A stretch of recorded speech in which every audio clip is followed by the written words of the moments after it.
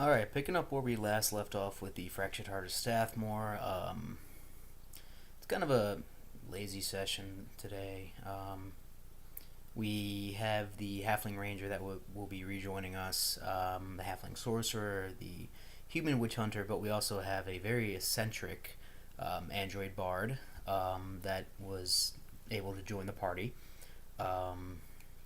Four very dedicated, very I guess say old players of mine, and one I had played when I first started playing D&D, and that was the one that just joined.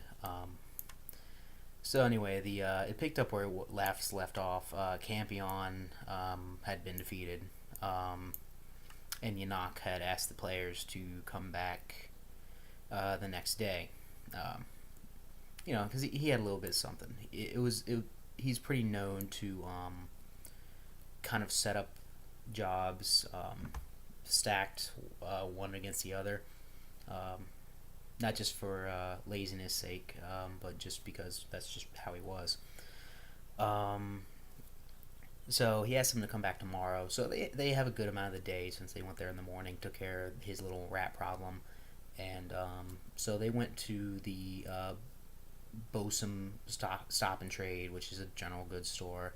Bought a few things. Of course, the android was very different about his selection of items, but he's a very fun character.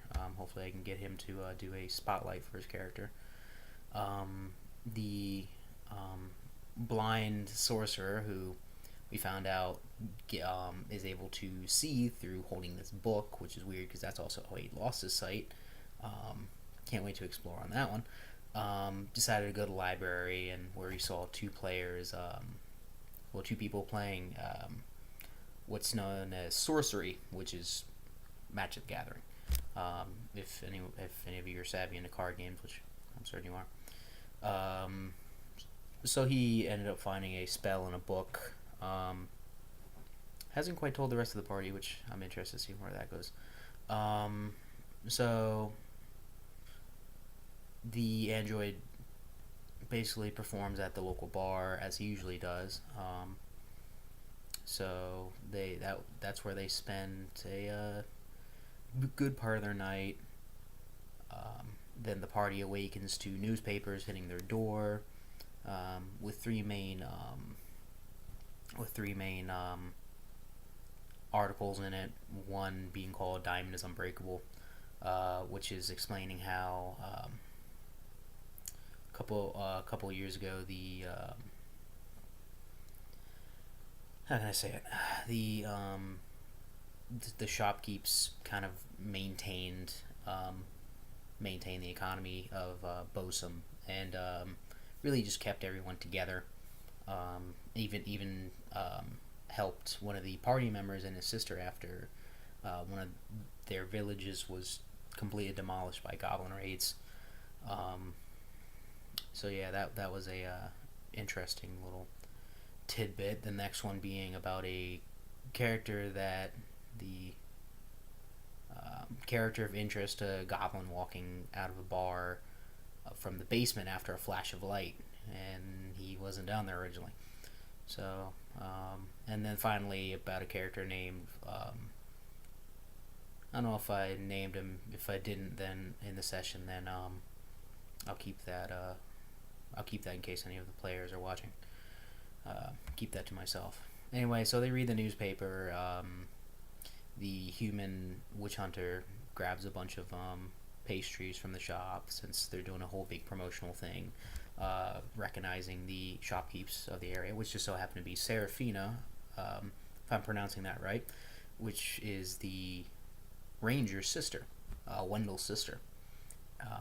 So that was a nice little coincidence. Since the witch hunter is from out of town, he couldn't have done that, but regardless. So they finally meet up with Enoch at a decent time, and he tells him of this job. Kind of a lot of secrecy going on with this. He doesn't really let them know exactly what they're doing. They know that they're going to be transporting something big. He said he keeps calling it an experiment. And when asked, he just said, "No, it's a weather experiment." Makes sense. Well, to them, it's large, and yeah, they haven't quite seen the box that it's in or anything regarding the experiment. Anyway, they were told to meet a character known as Lenny at the well, they didn't quite know his name at the time, but they were supposed to meet at this tavern known as the Taverly Tavern. Um, and just outside of Bosom, ask if the extra muscle had been obtained for the job. So they go, and of course Lenny Killmeister is an ode to Lemmy from Motorhead. Just because.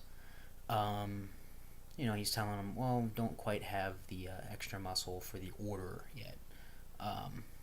This is kind of very secretive. They don't want anyone overhearing anything about this.